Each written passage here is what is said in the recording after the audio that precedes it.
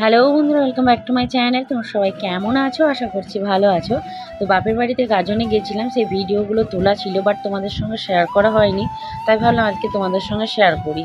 তো 28, 29, 30 চৈত্র মাসে আর পয়লা বৈশাখ এই 4 দিন মিলে গাজন হয়। তো আমাদের বাবা কালরুদ্র শিবের গাজনটা বেশ ধুমধাম করে হয়। এটাই আমাদের গ্রামের বড় উৎসব ধরতে পারো। কীর্তন আরও সব অনুষ্ঠান আছে, বাট এটাই সবথেকে বড়। ঝাড়বাতিটা কেমন লাগছে বলো, 3টে কালার হচ্ছে। তো এইটা হচ্ছে ভক্ত ফলাহারের দিন। এখানে যত যত ভক্ত আছে আজকে তারা ফলাহার করবে। তো সেইটা হচ্ছে বিকেলবেলা দিকে হয়, 28 তারিখে বিকেলবেলা হয়। বিকেলবেলা বলতে 3টের সময়। তো এখানেও আরেকটা ভিডিও ছিল, আমি একটু লেটে এসেছি।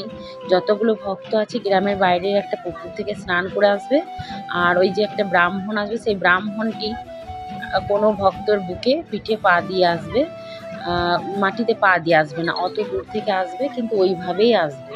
তো সেটা আমি লেট করেছি, অতএব দেখানো হয়নি। আর এই যে যত যত ভক্ত আসে সবাই মিলে, ব্রাহ্মণরা মিলেই কিন্তু এই কাটাকাটি পরিবেশন নিজেরাই করবে। এখানে কিন্তু কোনো বাইরের লোক চলবে না, ভক্তরা আর ব্রাহ্মণরা মিলেই করে। এইখানে কিছু ভক্ত বসে আছে, আর এই যে বাউন্ডারির নিচে ওই পাশটা লোকজন দাঁড়িয়ে রয়েছে, ওই দিকটাতেও অনেক ভক্ত আছে। তো এই বছর ভক্তের সংখ্যা অনেক কম। অন্যান্য বছর প্রায় 150, 160 এরকমও ভক্ত আছে। 70-80 পর্যন্ত ভক্ত দেখেছি হয়েছে। তো দেখো পুরো মন্দিরটা ভরে গেছিলো। তো এইভাবে প্রত্যেক বছরই ফল দিয়ে হয়। তারপর সারা রাতটা পেরিয়ে যাওয়ার পর 12টার সময় এই যে দেখছো কাঠগুলো, এগুলো গ্রামের লোকেদের কাছ থেকে নিয়ে এসে ভক্তরা জড়ো করে স্নান টান করে আগুন ধরিয়েছে। এই আগুনের শিখাতেই কিন্তু এদের ধুতিগুলো শুকাবে। তো এইটা হচ্ছে বিকেলবেলায় ভক্ত ফলার হওয়ার পরে, এটা হচ্ছে রাত 12টার পর। তো দেখো এখানে ভক্ত ফলার হয়ে গেছে, সারা বিকেলটা পেরিয়ে গেছে, রাত 12টার সময় এরা এই আগুনটা জ্বালায়, আর বাবাকে একটু পুষ্পাঞ্জলি দেয়, আর এই যে ধুতিগুলো এখানে শুকাবে। তো তারপর ওই যে আগুনটা হবে, সেই আগুনটা এখানে একটা নালা করে নিয়েছে, সেই নালার মধ্যে দিয়ে দিয়েছে।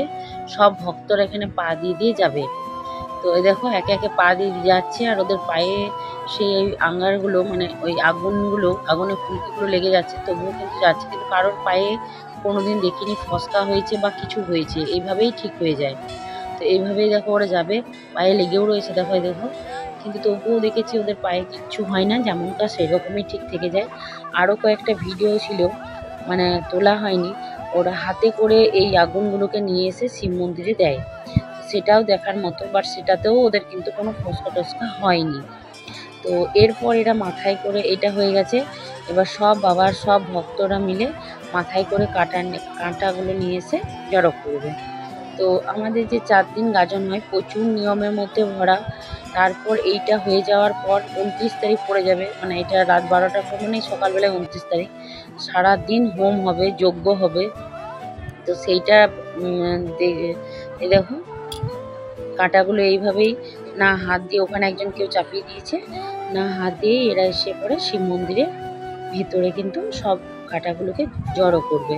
তো এটা কী কাঁটা আমি জানি না, তবে এখানে এইভাবেই নিয়ে এসে জড়ো করবে। সবাই এবার এই কাঁটাগুলোর ওপরে ডিগবাজি দেবে। যারা বয়স্ক, যারা ডিগবাজি দিতে পারবে না, তাদেরকেও কিন্তু এরা সবাই মিলে, আরও বাকি ভক্তরা মিলে ধরে ডিগবাজি দেওয়া করবে, মানে ডিগবাজিটা দিতেই হবে। তো এইভাবে মাথায় নিয়ে এসে দেখো, না ধরে এইভাবে ফেলে দেবে।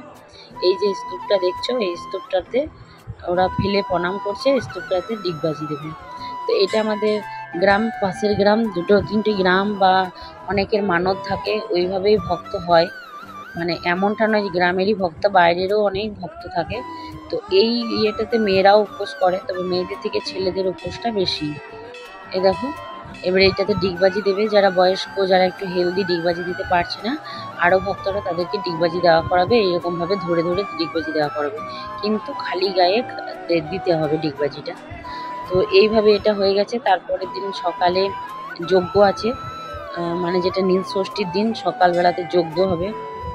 সারা সকালটা জুড়ে পুজো ঝোম যজ্ঞ হতেই থাকে, পুজোটা খুব ধুমধাম হয়। তো তোমরা সবাই যেন, কালরুদ্র মহাদেব যেন তোমাদের সবাইকে ভালো রাখে, আমার ফ্যামিলি আমাদের সবাইকে যেন ভালো রাখে। আর আমার চ্যানেলটাকে আমাকে অনেক অনেক ভালোবাসা দিও। আমাকে আর আমার চ্যানেলকে ভালোবাসা দিয়ে আমার চ্যানেলটাকে অনেক অনেক বেশি সাবস্ক্রাইব করো। সাবস্ক্রাইব করে বেল আইকনটা কিন্তু অবশ্যই প্রেস করবে। আর আমার চ্যানেলটাকে তোমাদের ফ্রেন্ড, বন্ধু সবার সাথে কিন্তু শেয়ার করে দিও। তো এইভাবে ডিগবাজি হয়ে গেছে। আরও কিন্তু অনেক নিয়ম আছে, নাম ডাকারে আছে। তো আমি এবার এই ভিডিওগুলো আমার কাছে নেই।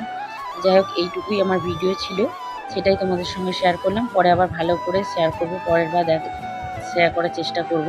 তো আমার চ্যানেলটাকে অনেক অনেক ভালোবাসা দিয়ে কালরুদ্র শিবের নাম করে আমার চ্যানেলটাকে সাবস্ক্রাইব করে দিও। এই ছিল আমার ভিডিও। টাটা বাই, আসবো একটা ব্লগে।